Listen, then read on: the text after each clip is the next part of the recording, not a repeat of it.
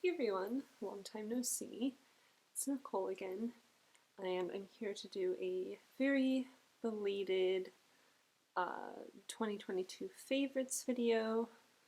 I said in the description of my last video, but my dog passed away on the 29th of December, so January's been a bit of a difficult month, just kind of grieving and trying to make it through and just kind of keep going in life. So I didn't really feel up to filming a video, but I wanted to start doing it again because I had all these like ideas and inspiration kind of right before. So I want to talk about my favorites because I talked about some of them in that other video, but there's still a few that I didn't get to fully go into. And I was also going to talk about music in this as well. I'll probably just, like, I have them both ranked, so I'll probably just, like, talk about, like, number 10 together. Maybe try to find some sort of connection between the two if I can. The first one I have, or number 10, is The Death of Jane Lawrence by Caitlin Starling. So I read this at the beginning of the year. I think this was one where my hold finally came in at the library for my 2021 books, and I loved this. It was so good. So this is a gothic horror, gothic romance following Jane Lawrence, and she is an autistic woman. It doesn't say in the text, but if you read stuff by the author, like, she talks about how she's autistic, and the author herself is autistic as well. And she doesn't really want to get married, just likes like being on her own, living with her, I think, aunt and uncle. But then she decides like she needs to get married, so she's trying to just find like whatever will be like the most simple marriage, like someone who doesn't like want to have kids or like really interact with her too much. So she meets this doctor, Augustine Lawrence, and he agrees to this marriage as long as she never goes to his house or like spends the night at his house. Of course, pretty quickly she has to spend the night there, and there's some weird, mysterious things going on in the house. Classic gothic horror. Yeah, I just thought it was really fun. Really cool gothic horror imagery. A lot of like medical stuff, so if you're not into that, I feel like a lot of people didn't like this because I just feel like people don't know what a gothic romance is. Like, if you like Crimson Peak, you'll like this. If you didn't like Crimson Peak, you might not like this one for the same reasons. But yeah, it's not gonna be like that scary. And yeah, I feel like people just like weren't expecting a romance, but I loved it. I love gothic romance, gothic horror, all of it, and yeah, I'm excited to see whatever Caitlin comes up with next, because I feel like each of her books have just gotten better and better. That album we'll talk about at number 10, no, okay, this is going the other way. I was like, that can't be right, is Motomami by Rosalia. This came out, I think, pretty early last year, but I've been listening to it a lot. It's weird talking about music. I don't know what to say about it. But yeah, she's like a Spanish pop singer, pop R&B. I don't know how to describe music, obviously. Yeah, it's just been fun. I like her voice. It's very like ethereal. Yeah. And then at number 9 we have Blackwater by Michael McDowell. This big giant boy. This is actually 6 books. 6 novellas, but they kind of published it in this bind-up. I feel like it's very confused if it should be the white of the book or the white of my face. But figure it out, Cameron. So this is published in the 80s as 6 individual novellas, and then they kind of publish in this new bind-up, which I think is so cute. This follows this family, the Caskey family. There's a good old family tree. Love a family tree. And it's basically this woman, Eleanor, shows up one day after there's a flood in the town. It's set in Georgia? Alabama. Perdido, Alabama. And there's like this flood, I think it's like 1910. And yeah, this woman like just appears out of nowhere. And she has some sort of connection to the river, connection to the gators. and she just kind of ingratiates her into this family. She ends up marrying the like youngest son of the like matriarch, who doesn't like her, Mary Love, and yeah, it's just kind of about them butting heads. It spans, I think, like 60 years of this family, so kind of each novella is like a different part in time, and it was just fascinating. I feel like while it is a horror book, it is mostly like a family saga, and I love those kind of books. And then occasionally there would just be like some weird thing with alligators. Um, yeah, I really recommend this one, Anne. I feel like I haven't seen too many people talk about it. And it's cool that it's gotten this like new release, and hopefully new fans of it. For my number 9 album, I'll do Capra Songs by FKA Twigs. This came out, I think, in January of last year, and it's a mixtape, not an album, so it's a bit different from FKA Twigs' previous album. It's a lot of collaborations, it's a lot more rap R&B style than her previous one, which was just her ethereally singing sad things. Although this one's pretty sad too. And yeah, I think it's all Capricorn songs, because she's a Capricorn. So some fun astrology stuff in there. But yeah, it's just fun. I love FKA Twigs. She's one of my favorite artists. I just think her voice is so beautiful. So, alright, the next book is number 8. And I don't have this one, but I'm hoping to get a copy soon. I just don't really want to get a hardcover bit because it's pretty short. And that's Pure Color by Sheila Heti. How do you describe this book? It's about this woman, and she is going to art school, and her father has passed away, and there's like, how do you even describe this? It's so hard to describe. There's this like idea of people being birds, fish, or bears. I think that's what the 3 animals were. And yeah, Mira is a bird, and at one point she transforms into a bird. I don't know. I just really like Sheila Heti's writing. It's very like philosophical. Like there is some plot. It's kind of like about this friendship and this kind of like intense friendship she forms with this other woman. This kind of love she has for her. And it's like about her grief for her father. I'm pretty sure her father dies. I don't think I made that up. Yeah, but like really hard to explain. But if you like Sheila Heti's writing, I mean you've probably read this already, but it's just a short little book that's pretty. What's it about? I don't know. I just remember lamps and people writing journals and birds, and yeah, very ethereal. For my album, I'll do Wi-Fi by Yuna, which is, there's a song about color in that, Pantone 5. Yuna is a singer from Malaysia, I think.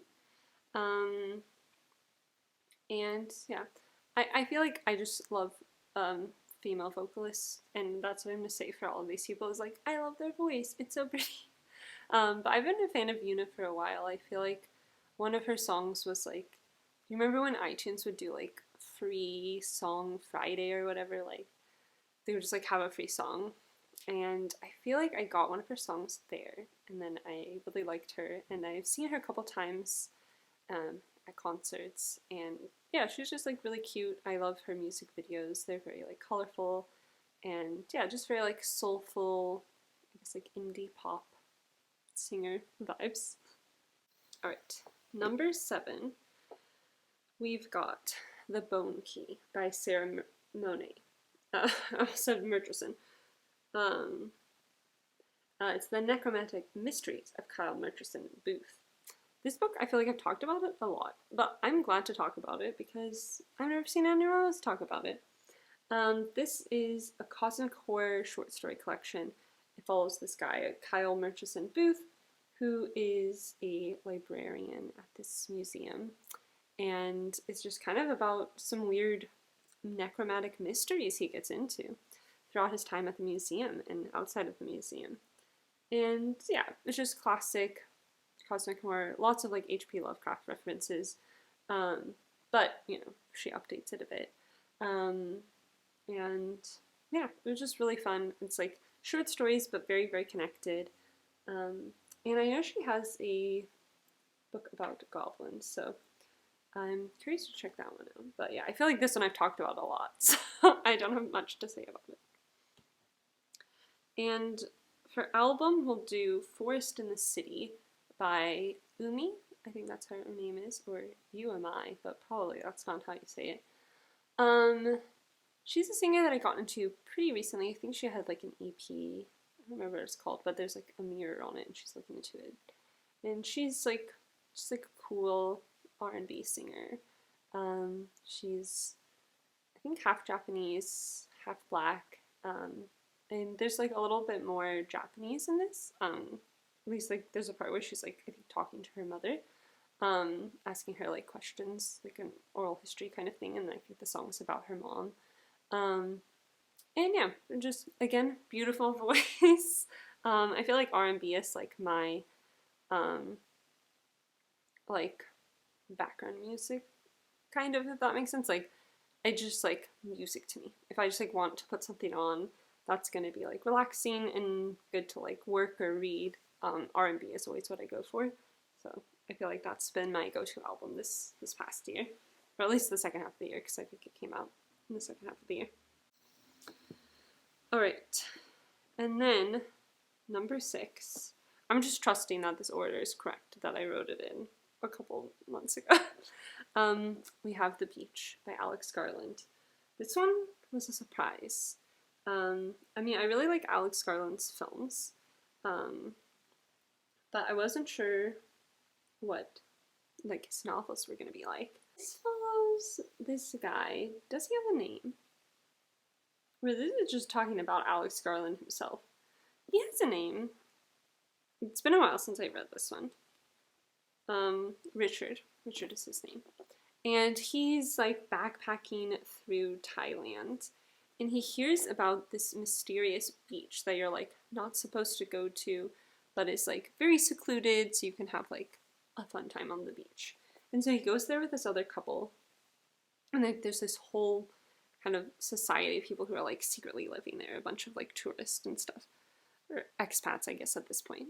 And he's also having visions of this guy who killed himself in the hostel he was staying at right before he went to the beach. And his name is Daffy Duck. It's very strange. The movie is very, very different. I didn't like the movie as much. I feel like Leonardo DiCaprio is like too beautiful and normal to be this strange little guy, Richard. But yeah, this one was like such a surprise. And I'm curious to read his other book, which is about someone who's in a coma. So, alright, and then number 6 for album is Painless by Nilafor Yanya.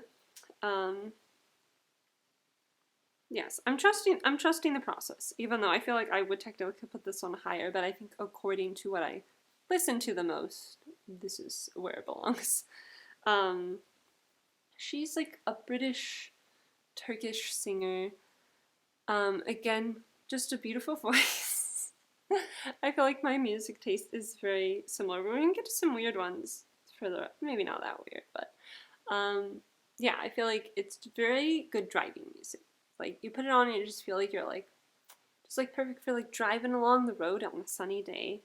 Her album before is like a bit more pop, like a bit more like each song really like stands out, but I kind of like that this album really like all blends together.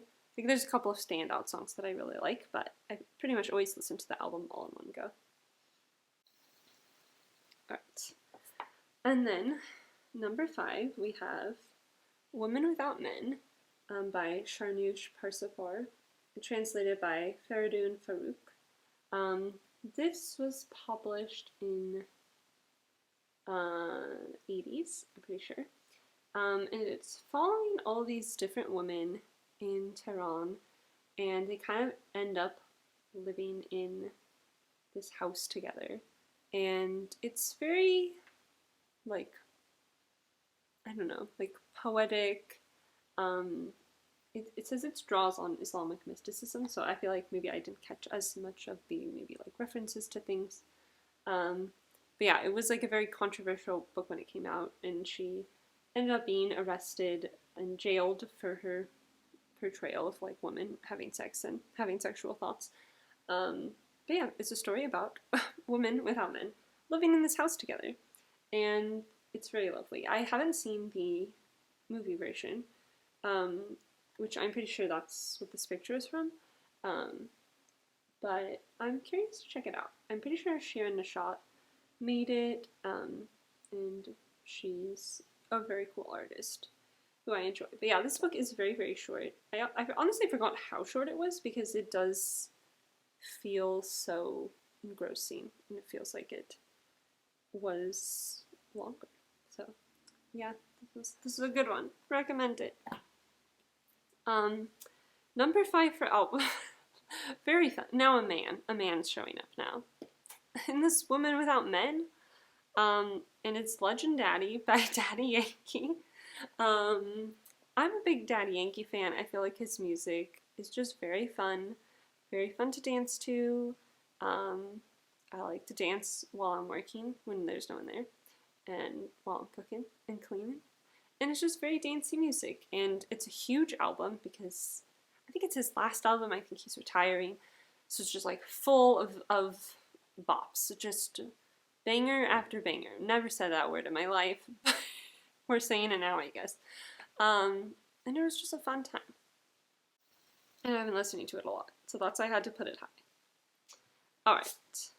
Next we have Hangs a Man by Shirley Jackson. I feel like this one I talked about a lot in that video.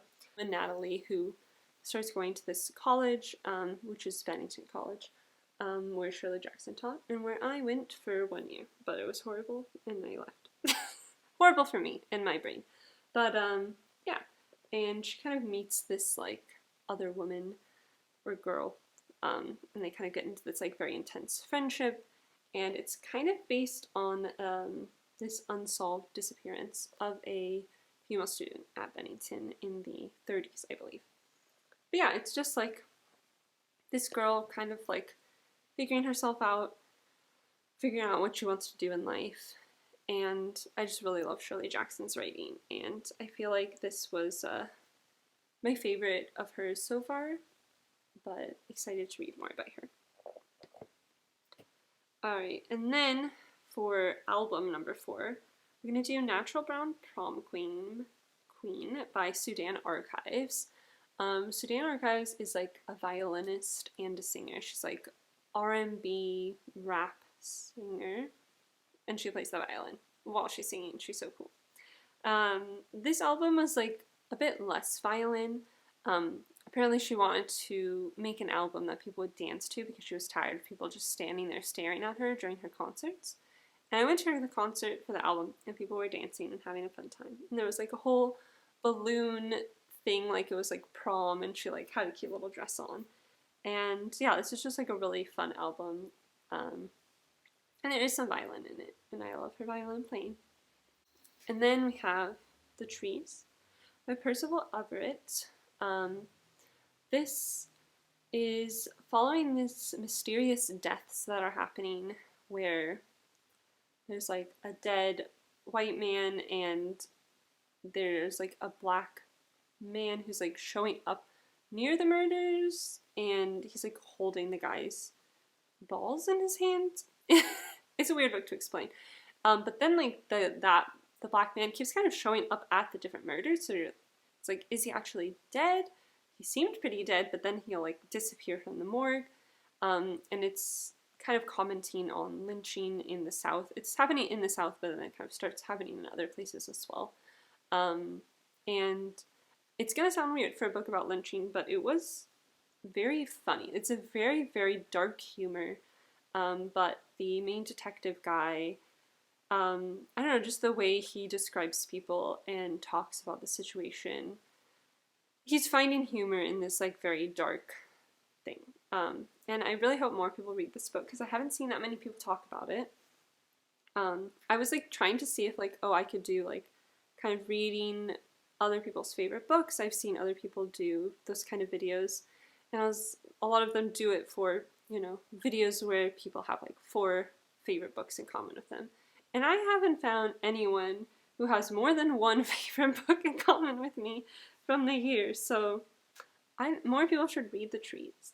That's that's where that's going, because it was great and it was on the Booker Prize shortlist, I think. And it was great. I haven't read the other ones on the shortlist, but it's a good one. Number 3 album is Are You Happy Now by Jensen McRae. She's like a pop singer-songwriter. I think this is her first album, and she's pretty young.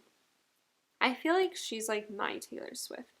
I feel like her song, like the things she talks about in her songs and the way she sings in a very like kind of like toned down, I don't know if Taylor Swift sings like this, but just kind of like with her guitar, just singing with this like beautiful voice. I feel like she's a my Taylor Swift. I don't know what that means, but that's how I've been describing her. I feel like Taylor Swift, maybe check her out. She's pretty cool. Alright. The penultimate book, number 2, which I think these 2 books like battled in that video, is The Left Hand of Darkness by Ursula K. Le Guin. It's so confused now. It's like, these things are both so white. Which one should I focus on? And now I'm like in the darkness. Oh my god, hold on. Oh, everything fell over now. That's a little bit better. This book is too white for this lighting. Okay, we're gonna go over this one quickly. This is following this guy. What was his name? I don't know, because I think it's in first person.